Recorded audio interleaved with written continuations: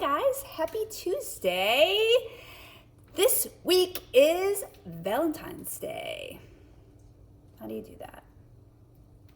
All right, again, this is why I'm not an influencer or a blogger. I guess I'm an influencer, I'm not a blogger. All right, let's get into it. I want to talk about dating your spouse, keeping the spark alive, the love alive. So at Get Mom, when I work with families, the running conversation that I help mediate is I do more than you. And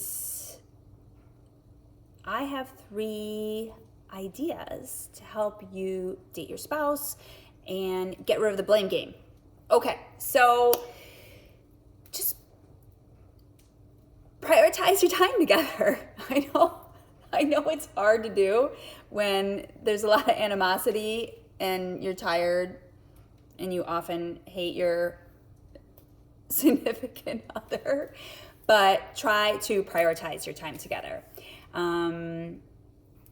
Divide up the parenting tasks, divide up the household to-do list, and do some things together to spend time together. I mean, I'm not saying like you're supposed to be a Harlequin romance novel, because you aren't. Hopefully you will be one day. You probably won't be. But the idea here is to keep the resentment away and keep it from festering and growing. I'm sorry, my hair is annoying, distracting me, and so I will quit futzing with it. So I hate the blame game. I hate when dad thinks that he's a babysitter. He's not.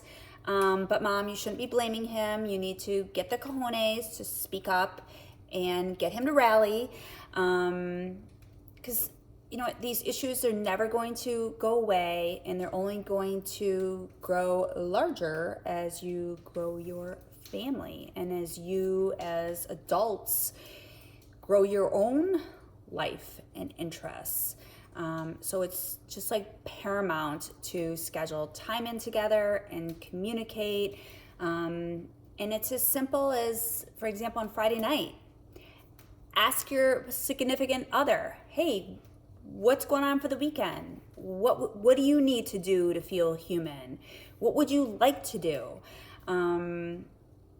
Because when each parent is feeling individually lost, then it's impossible for them to come together and have their needs met and like and love each other. So it's so important to prioritize your time together. Okay? Simple question. What do you want to do this weekend? What do you have going on this weekend? What do you need to do? What would you like to do? I'm not saying you get to lay on the couch for 48 hours, but you know what? If you want to lay on the couch for 2 hours, rock on. I got you, buddy. Secondly, prioritize sleep.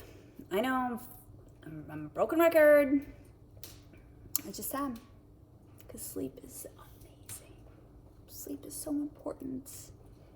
I swear to God, it's why I do not look like a haggard wreck. I really prioritize sleep. And I get it.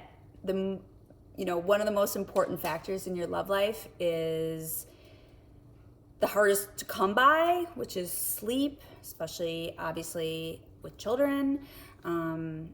But the lack of sleep in your young parenting life will turn into a major strain on your marriage. Remember I just talked about discord, dislike, strife. So take turns on sleeping. I always coach my Get Moms on the weekends. Each of you take a turn getting up with the kids, okay? It's not always you, Mom. No. So take turns napping, take turns sleeping in, and don't be a martyr. Just go the F to sleep. Don't be a martyr. Like, what are you proving? That you're a better parent because you always get up with the kids? And what happens is then you're like yelling at them because you have a short fuse, because you're so flippin' tired. No, the more rested you are, the better you're able to manage your child's mini bombs that go on all day long, and you will not detonate. How about that one? So you'll actually fall into bed in the mood rather than just like crying for sleep, okay? And obviously, you know my thoughts on co-sleeping. You do you.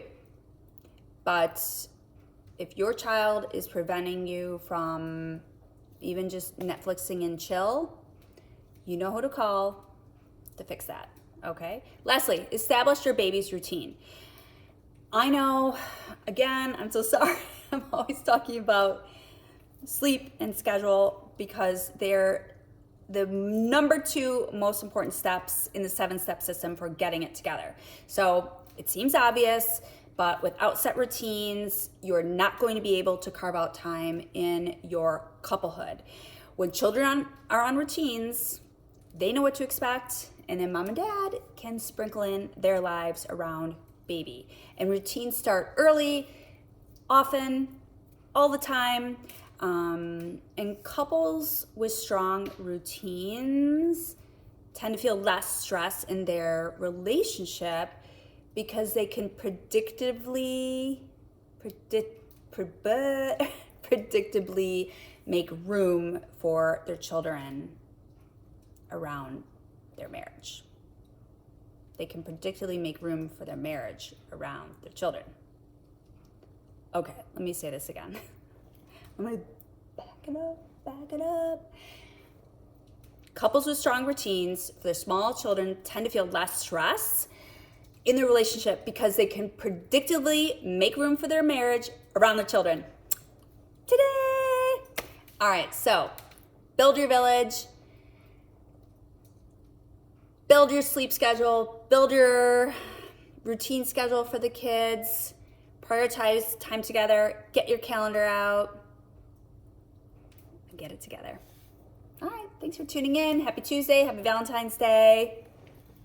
I dressed up just for you guys. Wait, where's the hearts? There we are. Heartville. All right. Oh. Here's my hearting beat for you guys. My beating heart. Boop, boop, boop, boop. All right. Thanks for tuning in. See you next week.